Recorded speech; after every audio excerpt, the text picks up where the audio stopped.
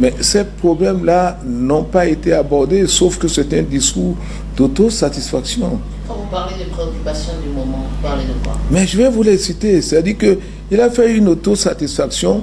Pour lui, tout va bien dans le meilleur des mondes, contrairement à ce qu'il a dit lui-même dans sa tournée de toutes les contrées du pays, où il a trouvé que c'est un pays de pagailleurs, et c'est des gens qui bavardent, qui parlent beaucoup, qui ont été formés à bavarder, à faire tout sauf le développement.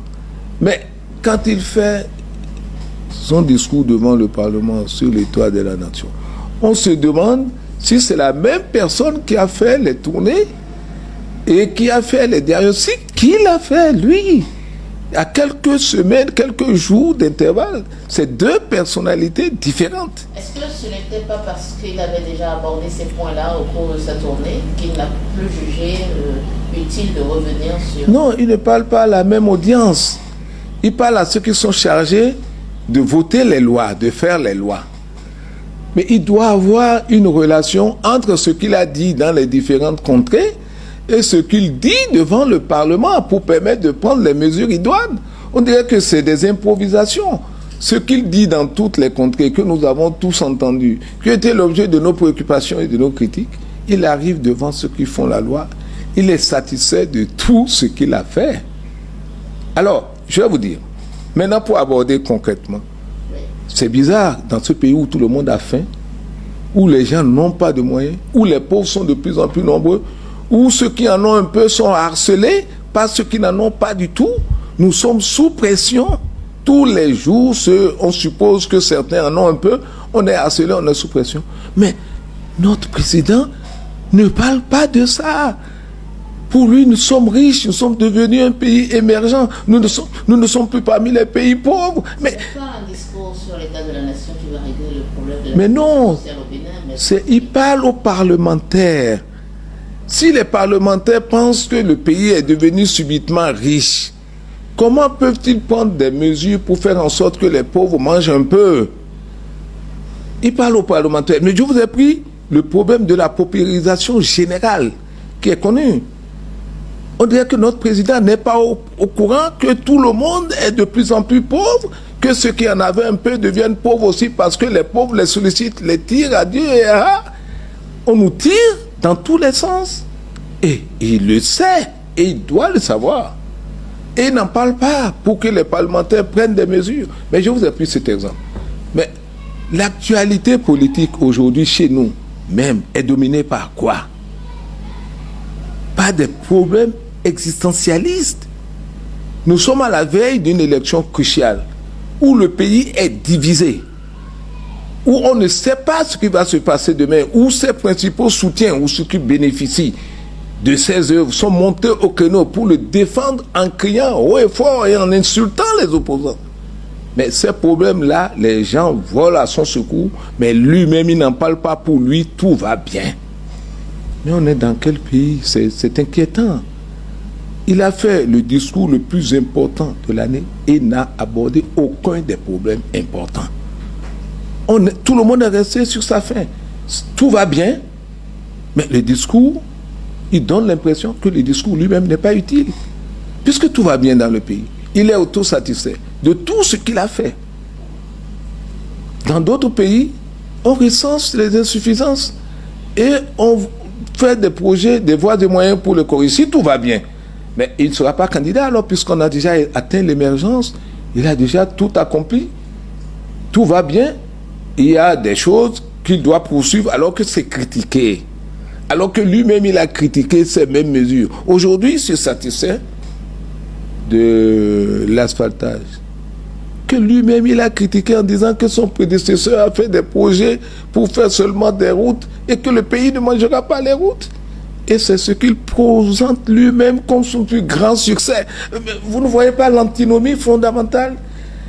Il sait que les routes appauvrissent. Avant d'arriver, au moment où il arrivait, il a critiqué ça. Il dit que les gens ne mangeront pas ça, que les gens sont pauvres, les gens n'ont rien.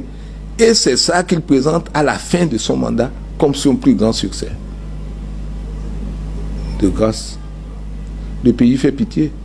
je voudrais crier haut et fort pour dire que le pays a faim, le pays a des problèmes fondamentaux d'existence. Les partis politiques sont à la croisée des chemins. Il ne dit rien pour apaiser, pour faire en sorte que nous allions à cette élection de manière inclusive. Il a tout dit. S'il vous plaît, de manière inclusive et pacifique. Maître Sadiko Alao, il a dit que la prochaine présidentielle sera une fête de la démocratie. Donc, est-ce que ça ne dit pas tout? Je vous remercie.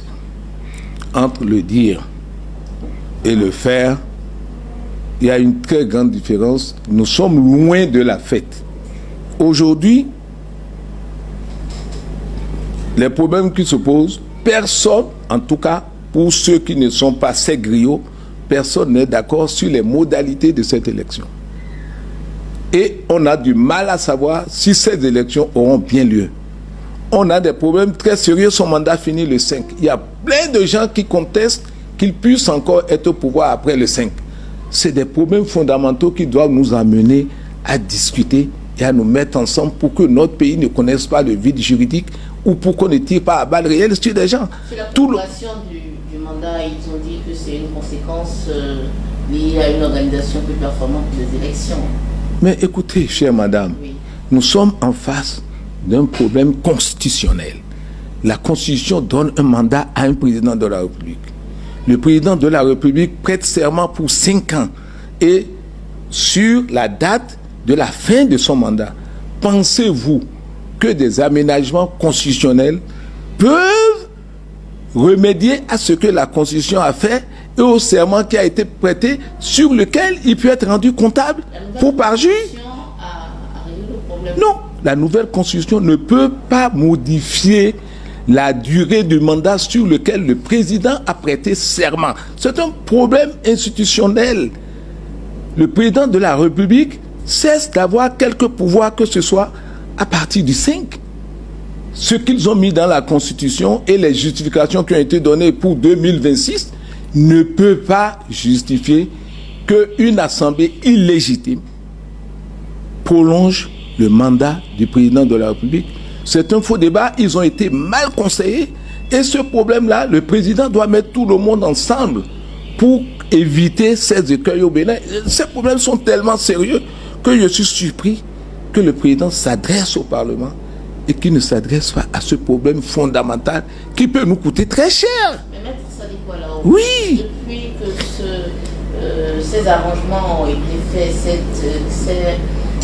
ces modifications ont été actées, pourquoi vous n'avez pas très tôt tiré sur la sonnette d'alarme? Mais pourquoi? Parce que personne n'a été consulté.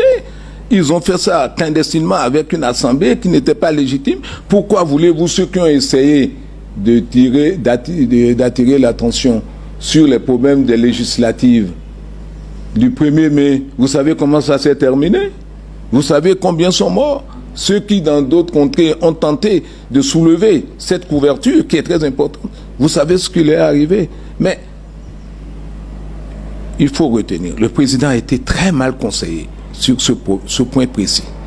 Et je pense que pour nous éviter des écueils, des difficultés futures, ce problème mérite d'être adressé, d'être réglé. Et je pense que dans son discours sur l'état de la nation, il aurait dû rassurer les Béninois que tous ces problèmes, qui sont des problèmes, disons, institutionnels, qui sont des problèmes de l'existence de la nation, sera réglé à travers les diligences qu'il fera pour parler aux uns et aux autres et pour faire en sorte que les Béninois ne soient pas divisés pour aller vers cette échéance. Je crois qu'il y a une erreur fondamentale qui a été commise à travers cette disposition. Le serment qu'il a prêté ne peut pas être prorogé. Il a prêté serment pour un mandat de 5 ans qui prend fin le 5 avril. Et rien ne peut proroger son serment parce que s'ils acceptent ce qu'ils ont mis dans cette pseudo-modification constitutionnelle, il se serait parjuré. Et il en sera responsable parce que le parjure, par rapport aux dispositions sur lesquelles on a prêté serment, mais c'est plus important que le Parlement de circonstance qui a modifié les dispositions constitutionnelles. Ça ne peut pas du tout en tenir lieu. Et on n'a même pas besoin d'être un juriste pour le savoir. Vous prêtez serment de manger 5 mangues. Et quelqu'un vient dire, je vous donne une demi-mangue en plus. Vous dites, ah oui, j'en profite. Non, vous avez prêté serment. Le serment, c'est quelque chose de sacré. Et le chef de l'État ne peut pas donner ce mauvais exemple à l'Afrique. Vous avez ressorti dans votre développement tout ce qui n'a pas été dit, mais il y a eu des choses qui ont été dites aussi, comme l'avancée du Bénin sur la lutte